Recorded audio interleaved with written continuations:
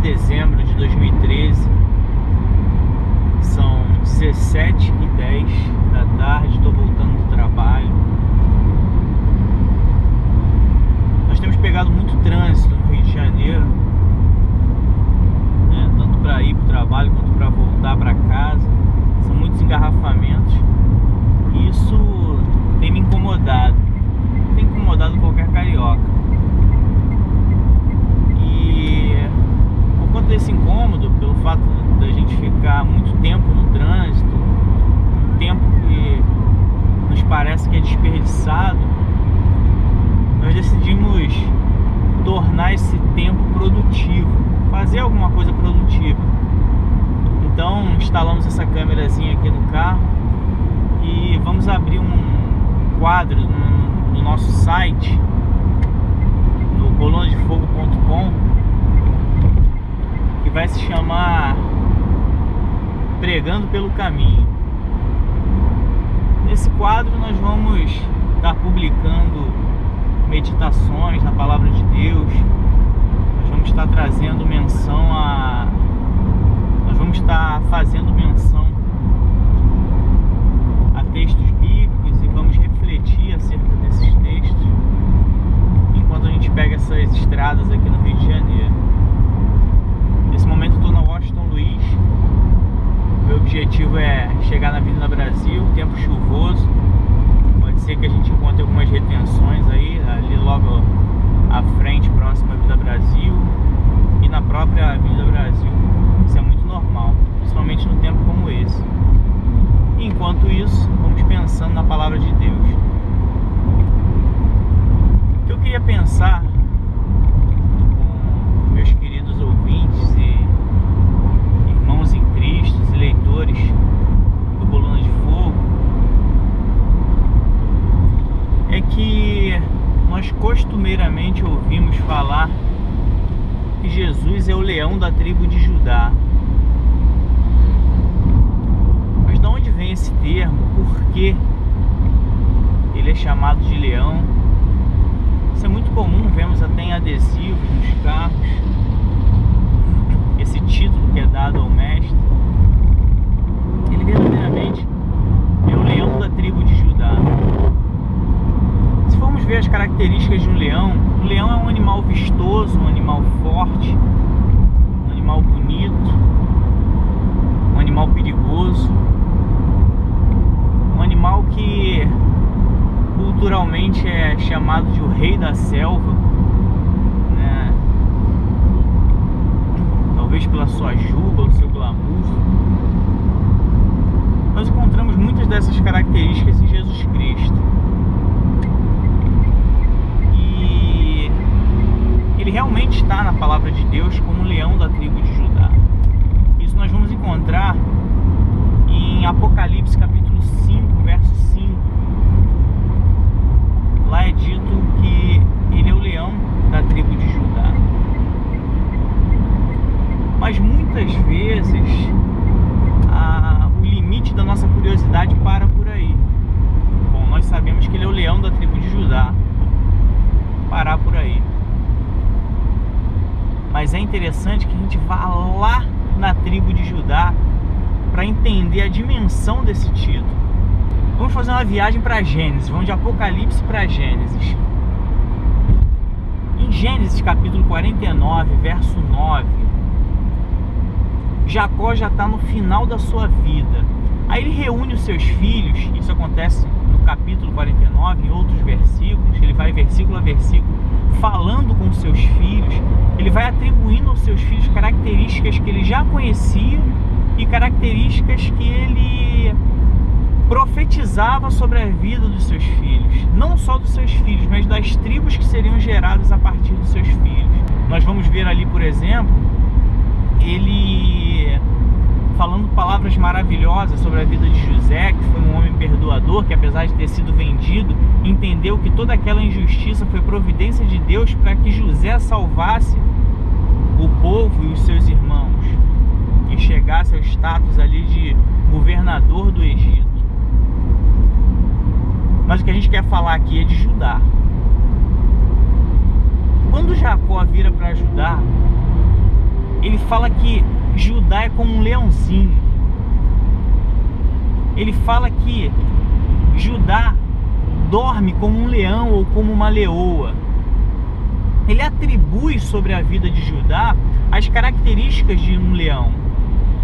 E ele fala mais no verso 10 que aquele cetro, que é um símbolo de autoridade, não se apartaria da mão de Judá, ou seja, toda a sua descendência carregaria aquele título de superioridade, de autoridade que Judá tinha, e que aquele cetro não se apartaria das mãos da tribo de Judá, não se apartaria das mãos de Judá, se referindo a toda a sua descendência, até que viesse aquele a quem o cetro pertence.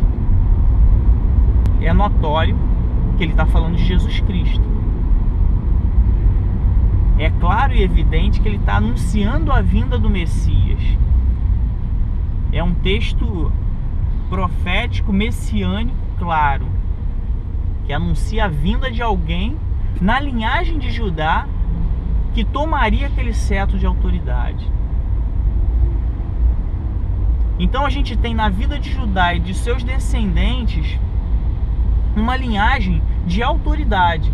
São características que Jacó via em Judá e que ele profetizara acerca do futuro dele e dos seus descendentes, de que haveria ali uma linhagem de homens poderosos, de reis, de líderes, e que ao final dessa linhagem chegaria aquele que realmente é o dono daquele cetro de autoridade, que é Jesus Cristo.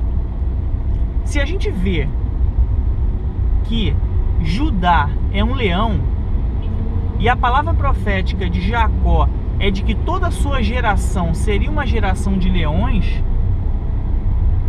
seriam homens com autoridade, homens com poder, com vigor, homens que haveria preocupação até de alguém acordar, né? Quem o despertará, como está escrito no texto? Haja vista que ele é um leão. Se aparece um leão ali encostado ali numa árvore, num poste desse aí, está dormindo, quem seria capaz de acordar um leão? Era esse tipo de característica que Jacó via em Judá e em toda a sua descendência. Então nós vemos que em toda a sua linhagem nós vemos leões. A gente passa por Davi na descendência de Judá até chegar em Jesus Cristo. Nós passamos pelo rei Davi, um homem de força, de poder, de beleza, de vigor, um homem de autoridade, um líder nato. E outras pessoas nessa linhagem tiveram poder, tiveram autoridade, mas no final dessa linhagem veio alguém que era o verdadeiro dono desse cetro de autoridade. Aí a gente volta para o capítulo 5, verso 5 de Apocalipse.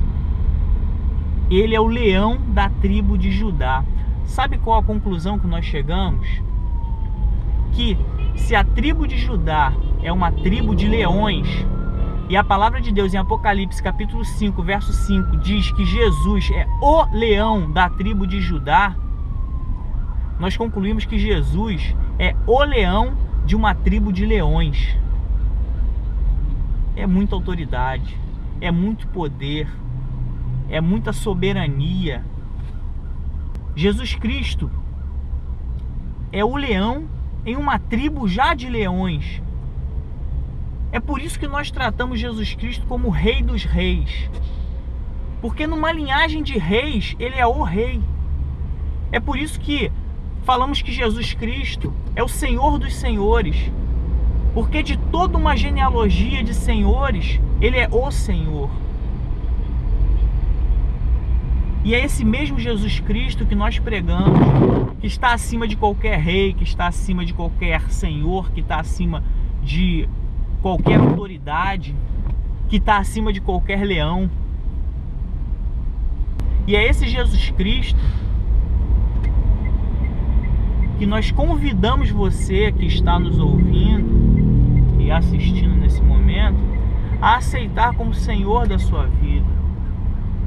Porque pelo fato de Jesus Cristo ser o Senhor dos senhores, ser o Rei dos reis, todo joelho se dobrará diante dele.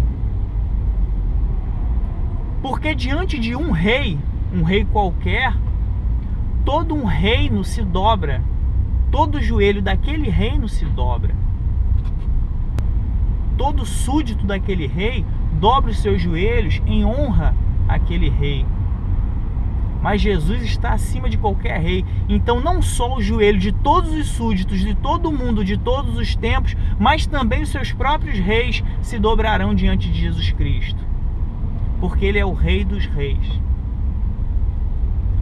E apesar de todas as características de leões que a tribo de Judá tinha, Jesus ainda é tido como o leão da tribo de Judá.